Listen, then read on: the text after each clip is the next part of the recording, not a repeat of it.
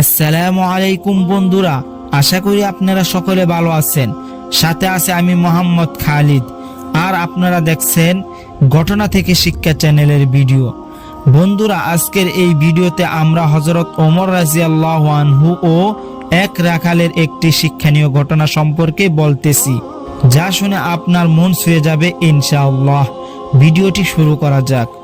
হযরত ওমর রাদিয়াল্লাহু আনহু ছিলেন ইসলামের দ্বিতীয় খলিফা এবং প্রথম সাহাবীদের মধ্যে অন্যতম। আবু বকরের মৃত্যুর পর তিনি দ্বিতীয় খলিফা হিসেবে দায়িত্ব নেন। ওমর রাদিয়াল্লাহু আনহু ইসলামী আইনের একজন অভিজ্ঞ আইনজ্ঞ ছিলেন। ন্যায়ের পথ অবলম্বনের কারণে তাকে আল ফারুক অর্থাৎ সত্য মিথ্যার পার্থক্যকারী উপাধি দেওয়া হয়। একবার ওমর রাদিয়াল্লাহু আনহু সফরে বের হয়েছিলেন। দীর্ঘদিন যাবৎ পথ চলার ফলে পথের মধ্যে তার খাদ্য ও আসবাব ফুরিয়ে যায়। তিনি বেশ কিছু দূর যাওয়ার পর তিনি দেখলেন মাঠে একদল বকরি ঘাস খাচ্ছে। তখনকার দিনে আরবদের প্রথা ছিল যে তারা মেহমানদারির খাতিরে মুসাফির পথিকদের বিনামূল্যে দুধ পান করাতো। সেই মতে উনি রাখালের কাছে গিয়ে বললেন, ভাই, আমি তো মুসাফির, আমার খাদ্য ও আসবাব ফুরিয়ে গেছে, তাই তুমি আমাকে তোমার বকরির একটু দুধ পান করাও। হযরত ওমর রাদিয়াল্লাহু আনহুর কথা শুনে রাখাল বলল, আপনি মুসাফির, আপনাকে আমি অবশ্য দুধ দিতাম, কিন্তু সমস্যা হচ্ছে বকরির মালিক আমি নয়, এগুলোর মালিক অন্য এক ব্যক্তি, আমি এগুলোর রাখাল মাত্র। এজন্য বকরিগুলো আমার কাছে আমানত, আর তার দুধও আমার কাছে আমানত।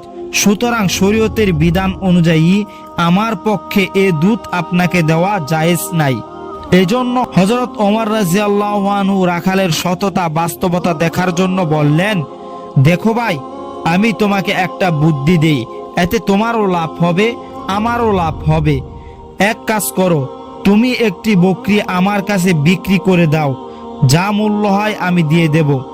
একদিকে তুমিও টাকা পেয়ে যাবে, অন্যদিকে আমিও বকরি থেকে দুধ পান করতে পারবো।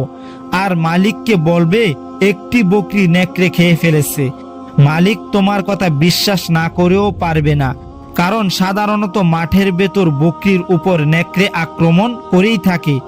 রাখাল নীরবে ওমর রাদিয়াল্লাহু আনহু এর কথা শুনে বলল, ভাই, যদি আমি এ কাজ করি তাহলে আল্লাহর কাছে কি জবাব দেব? এজন্য আমার দ্বারা এরকম কাজ করা সম্ভব নয়।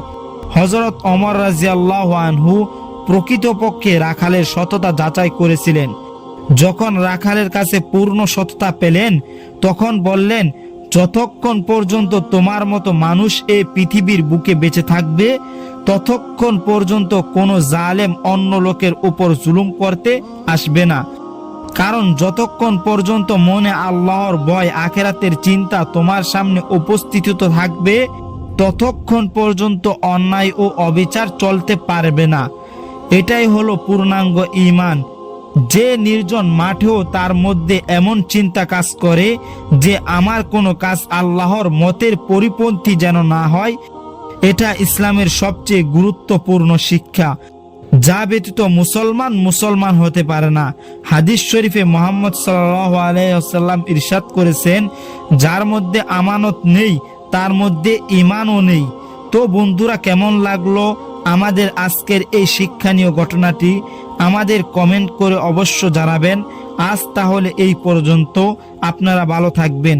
আল্লাহ হাফেজ।